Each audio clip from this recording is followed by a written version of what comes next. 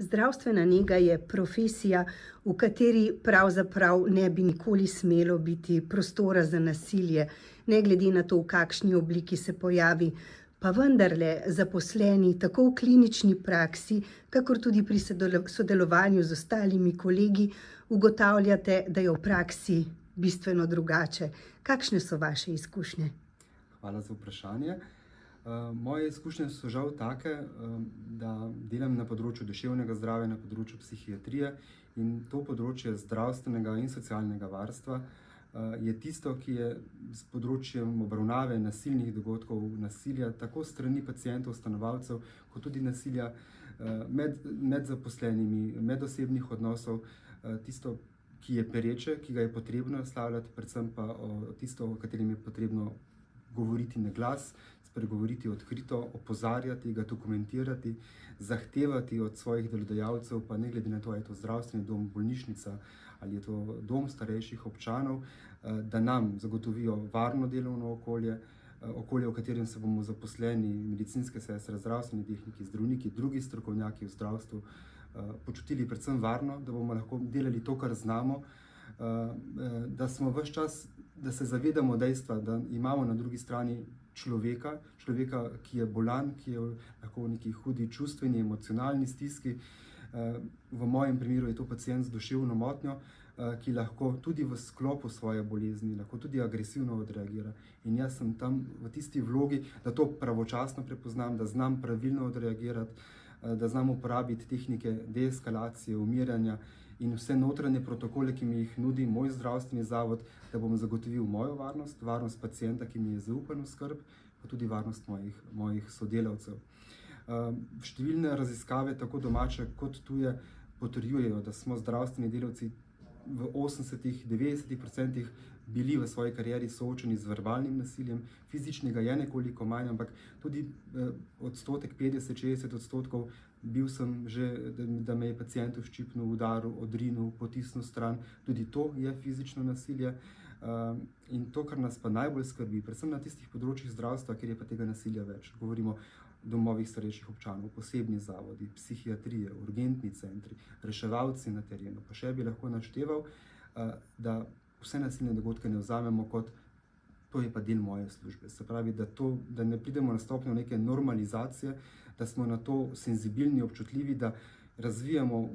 vsaj v neki filozofiji, ne samo zavod, ampak tudi v svoji osebni filozofiji ničelno toleranco do kakršnega koli nasilja. Pa na koncu bi se dotaknil, da je potrebno vedno biti tudi samokritičen, samorefleksiven, kdaj pa sem jaz lahko vzrok nasilja, kdaj pa lahko je moja reakcija neustrezna ali pa moj pogled, moj ton glasu, moje navodilo pacientu tisto, ki ga bo lahko vznemirilo, sprovociralo, da bova prišla v konflikt, ki bo lahko prerasel v nasilje. In tudi tu, bom rekel, po domače se je treba narediti čistega vina, si vedno prizadevati za visoko etično, moralen odnos do pacientov, bom rekel, do najtežjih skupin prebivalstva, ali so to pacienti z duševno motnjo, starejši, pacienti z posebnimi potrebami, kakorkoli. Vedno je potrebno na nasilje pogledati iz različnih perspektiv in zavzeti stališče, da tako kot je ime našega priročnika, nasilje ne zaklicajem na koncu. Pa vendarle, če se ozreva konkretno na delovna okolja, v katerih se trudite udejanjati to filozofijo in čim koreniteje preprečevati pojavnost nasilja, nekako spodbuditi normalno komunikacijo, ne le v zdravstvu, ne le v procesih zdravljenja, ne le v skrbi za paciente, ampak v družbi nasploh. Pa vendarle tudi tu prihaja do kratkih stikov, ki koreninijo marsikje, predvsem pa v pogojih za delovanje našega zdravstva, za katere vemo, da so vse prej kot optimalni. Kako občutite manko kadra na področju zdravstvene nege? Kako občutite pogoje za organizacijo dela, za logistiko? Kako vse to vpliva na vaše delo in na prizadevanja za preprečevanje nasilja, na željo po izvajanju zgolj kakovostne in varne oskrbe pacienta? temeljni predpogoj, da lahko delujemo strokovno, moralno, etično, da smo uspešni pri zaznavi in tudi pri preprečevanju. Danes govorimo o nasilnih dogodkih, o nasilju v zdravstvu. Temeljni predpogoj, da je in da delujemo v varnem delovnem okolju. In zagotovo je glavni dejavnik tveganja, ki je v času korona krize priplavano dan izbruhnil v vsej svoji razsežnosti, ravno to, kar ste vi omenili, se pravi neustrezni kadrovski normativi, trenutno veljavni so iz leta 1982, pa še te težko dosegamo ali pa jih sploh ne. Tako da kot zbornica, zveza, kot strokovnjaki z področja zdravstvene nege si prizadevamo, predvsem pri odločevalcih v slovenski politiki, da nam priznajo, da potrebujemo zadostno število kadrovske normative pri najtežjih skupinah prebivalstva, intenzivnih enotah, psihiatričnih intenzivnih oddelkih, predvsem bi tu izpostavil domove starejših, ker je kadrovski normativ v nočni izmeni, dajmo si predstavljati, na 100 do 150 stanovalcev so 2 medicinski sestri, zdravstvenega tehnika oziroma bolničarja. Sam si težko predstavljam, kako lahko 2 strokovnjaka poskrbita strokovno in tako kot stroka zahteva za 150 ljudi v nočni izmeni. In to je tisti problem, ki ga je potrebno naslavljati, in tisti izvirni greh, če lahko tako imenujem, iz naslova slabe organizacije dela, številnih nadur, vikendov, praznikov, pride tu zraven stres, pride izgorelost, pridejo slabi medosebni odnosi, pride ne samo nasilje strani pacientov, stanovalcev, ampak tudi nasilje med nami, naši neustrezni odnosi, trpinčenje na delovnem mestu, tako imenovani mobbing, spolnega nadlegovanja. Pa to, kar sem prej omenil, tudi kdaj smo mi neustrezni v tem odnosu, kdaj smo lahko tudi mi verbalno ali bog ne daj fizično lahko nasilni do pacientov. Tudi to moramo biti visoko etično, moralno ozaveščeni, da to zaznamo, da o tem poročamo, da to preprečujemo, da o tem ne molčimo. Tudi kultura molka je tista, ali pa kultura strahu, je tista, ki je lahko problem, da se o nasilju preprosto ne govori, o kakršnikoli obliki nasilja, se pravi, dolžnost delodajalca, tudi zakonodaja, delovnopravna zakonodaja je tu v ozadju, da delodajalci zagotovijo takšne delovne pogoje, takšne ukrepe, sistemske ukrepe, da ko si žrtev nasilja, v kakršnikoli obliki, da ti je nudena zaščita. Če dovolite, lahko povem primer iz moje klinične prakse. Delam na Univerzitetni psihiatrični kliniki v Ljubljani in kmalu po začetku epidemije COVID-19, 18. marec 2020, točen datum imam v glavi, sem bil udeležen enega hudega incidenta s strani pacienta z duševno motnjo, ki je imel vse indikacije za sprejem v bolnišnico, z pravilnim pristopom, z visoko profesionalno etično držo,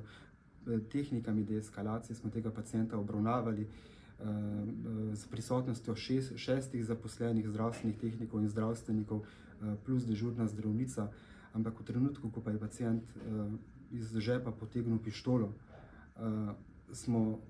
smo odreagirali na način, da smo zagotovili našo varnost, da smo pacienta fizično omili, da smo se borili, da bomo to pištolo izbili iz rok. In zdaj, ko to govorim, bom rekel sreča, da je bila to pištola z solzivcem, se pravi, ni bila z pravim nabojem. Prišlo je do strela, prišlo je kihali, kašljali, solzili smo se. In ravno ta priporočila, kako preprečevati nasilje, v tem primeru smo to uspešno uporabili, kako ga pa zaustaviti, zato pa nobena kompetenca, nobena aktivnost, nobena fakulteta nas tega ne nauči, kako, ko gre pacient ali pa stanovalec proti tebi, ko te želi udariti, ko povleče pištolo ven, v tem primeru, kakšen prijem boš uporabil, ali si za to usposobljen, ali imaš to aktivnost. V letu 2019 smo si dovolili v psihiatrični sekciji to aktivnost zdravstvene nege zapisati kot strokovni samozaščitni prijem. Kaj pa to je, na kakšen način pa to izvedemo, je pa to ogromno sivo polje, ki ni naslovljeno, ki ni zakonsko pokrito. Številni standardi, protokoli obstajajo, kako zagotoviti varnost najbolj nasilnih pacientov, če govorimo o področju duševnega zdravja, psihiatrije. Nikjer pa ni napisano, kako bom ta udarec zaustavil, kako bom to pištolo zbil. To edini usposobljeni v naši državi so zato policisti oziroma posebej izurnjeni varnostniki, ki imajo za to pooblastila. In če samo epilog povem te zgodbe z tem pacientom, ni prišlo do poškodb, prišlo je do hudih psihičnih travm, tudi sam sem bil takrat 2 tedna v bolniškem staležu. Pacient je bil po 2 dneh odpuščen iz druge psihiatrične bolnišnice, se pravi, predvidevam, da ni šlo za neko resno duševno motnjo, ampak takoj ob odhodu iz bolnišnice je šel na policijsko postajo in nas prijavil za povzročitev lahkih telesnih poškodb. In 1 leto smo navajali strokovne argumente, zakaj smo tako ravnali, kater protokol smo upoštevali, zakaj smo pacienta fizično omejili in tako naprej. Omenili ste en sam, vendar zelo konkreten primer nasilja v zdravstvu in ta se je zgodil šele takrat, ko je epidemija tako rekoč nekako se nam napovedovala, ko še nismo vedeli, v kakšno situacijo bo vodila celotno družbo. Zato me zanima, kako danes nekoliko oddaleč ocenjujete, kako je COVID obdobje vplivalo na razmerja v zdravstveni negi, pravzaprav na razmere med zaposlenimi različnih strok, pa tudi seveda na razmerja med negovalnim osebjem in pacienti.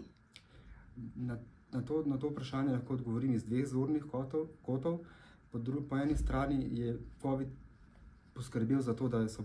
pripravili na površje vsi problemi, kar se tiče kadrovskih težav, medosebnih odnosov, nestrpnosti v družbi, nestrpnosti tudi na najvišji ravni,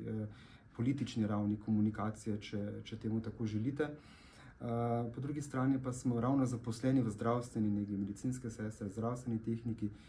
drugi strokovnjaki v zdravstvu, ki so bili na teh COVID oddelkih združeni iz različnih oddelkov, iz različnih poklicev, tudi medicinske sestre iz bolnišnic so se prelivali oziroma premeščali v zdravstvene domove na te vstopne točke, točke cepljenja, točke testiranja in tako naprej. Se pravi, timi so bili vzpostavljeni na novo in ti timi so držali skupaj. Z zelo močnim vezivom medosebne podpore, kriznega delovanja, podpiranja, razumevanja, seveda pomešanega z strahu, z negotovostjo, z neznanjem, z pomanjkanjem takrat na začetku zaščitne opreme, v naslednjih valovih z negodovanjem družbe, z nespoštovanjem ukrepov, kaj se pa vi greste v zdravstvu, kaj pa zdite maske, zakaj moram jaz pokazati, ne vem, PCT kodo oziroma in ostale stvari. In vsi ti dodatni dejavniki tveganja v družbi so prispevali k temu, da bolj kot v preteklih letih so medicinske sestre, zdravstveni tehniki ta poklic začeli zapuščati zaradi tega, ne samo zaradi nizke finančne stimulacije oziroma plač, ampak predvsem zaradi neurejenih delovnih pogojev, odnosov, nasilja, ki so ga bile deležne, oziroma zelo pogosto zelo veliko kolegic, kolegov gre ali bodisi v druge poklice, v gostinsko dejavnost, v trgovine, nekatere pa seveda za boljši kruh tudi v tujino, čez mejo.